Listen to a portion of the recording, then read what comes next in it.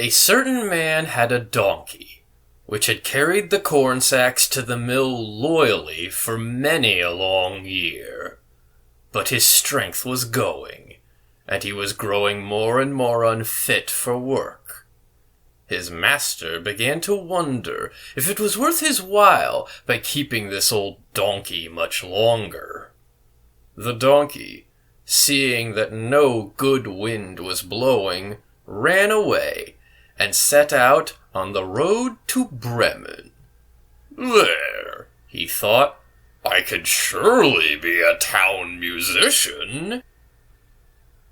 When he had walked some distance, he found a dog lying on the road, gasping like one who had run until he was tired. "What are you gasping so for, you big fellow?" asked the donkey. Replied the dog, "as I am old and grow weaker daily, I can no longer hunt. My master wanted to kill me, so I ran away. But now how am I to earn my bread?" "I'll tell you what," said the donkey. "I am going to Bremen, and shall be a town musician there. Come with me and work also as a musician. I will play the lute, and you shall beat the kettle drum." The dog agreed, and so on they went. Not before long, they came to a cat, sitting on the path with a face like 3 rainy days. "Now then, old Fluff and Claws, what has gone so wrong with you?" asked the donkey. "Who can be merry when his neck is in danger?" answered the cat. "Because I am now getting old, my teeth are worn to stumps, and I prefer to sit by the fire and spin, rather than hunt about after mice. My mistress wanted to drown me, so I ran away. Now good advice is scarce. Where am I to go?" "Go with us to Bremen. You understand night music, so you can be a town musician." The cat thought well of it, and decided to go with them. After this, the 3 runaways came to a farmyard, where the cockerel was sitting upon the gate, cock-a-doodle-dooing with all his might. "Your cock-a-doodle-doo goes through and through my skull," said the donkey. "What is the matter?" "Guests are coming on Sunday, and the housewife has no pity," said the cockerel, "and has told the cook that she intends to eat me in the soup tomorrow, and this evening I am to have my head cut off. Now I am cock-a-doodle-doing at full pitch while I can."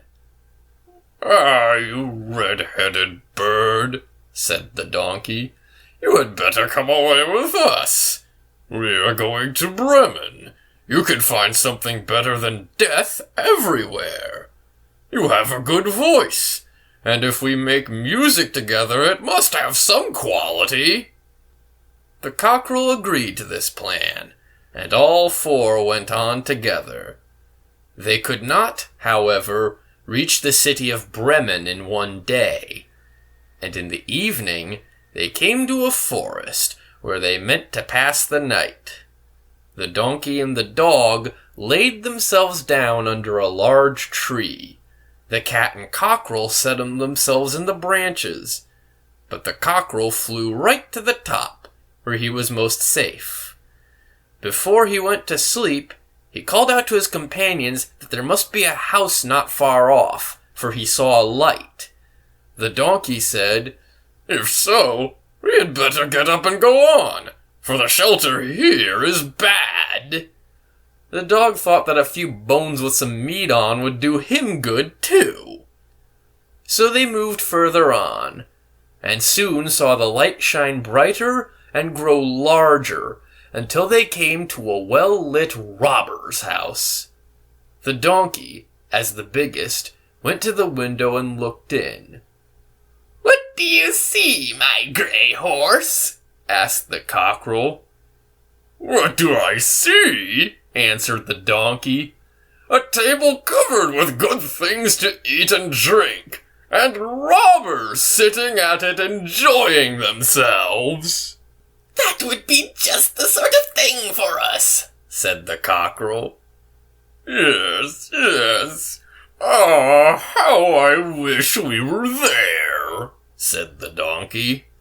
Then the animals put their heads together and schemed how to best win an invitation to come inside and join the robbers at the table. "Come, come, my friends," said the donkey. "We are musicians, so let us sing for our supper." They began to perform their music together. The donkey brayed, the dog barked, the cat mewed, and the cockerel cock-a-doodle-dooed. Then they burst through the window into the room so that the glass clattered. At this horrible din, the robbers sprang up, thinking no otherwise than a ghost had come in, and they fled in a great fright out into the forest. The four companions now sat down at the table, well content with what was left, and ate as if they were going to fast for a month. As soon as the four musicians had done, they put out the light, and each found a sleeping place according to his nature and to what suited him. The donkey laid himself down upon some straw in the yard, the dog behind the door, the cat upon the hearth near the warm ashes, and the cockerel perched himself upon a beam of the roof, and being tired from their long walk, they soon went to sleep.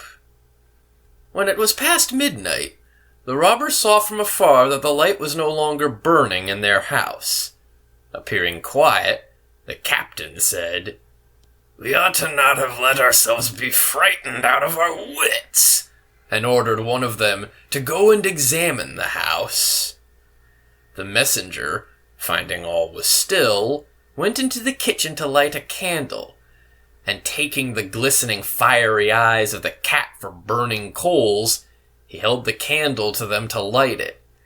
The cat did not understand what he meant to do, however, and flew in his face, spitting and scratching. He was dreadfully frightened, and ran back to the door, but the dog, who lay there, sprang up and bit his leg. As he ran across the yard by the straw heap, the donkey gave him a smart kick with its hind foot. The cockerel, too, who had been awakened by this noise, had become lively, and cried down from the beam, "Cock-a-doodle-doo!" Then the robber ran back as fast as he could to his captain, and said, There is a horrible witch sitting in the house, who spat on me and scratched my face with her long claws. And by the door stands a man with a knife who stabbed me in the leg, and in the yard there lies a monster who beat me with a wooden club. Above, upon the roof, sits the judge, who called out, "Bring the rogue here to me!" So I got away as well as I could. After this, the robbers did not trust themselves in the house again. But it suited the four musicians of Bremen so well that they did not care to leave it any more.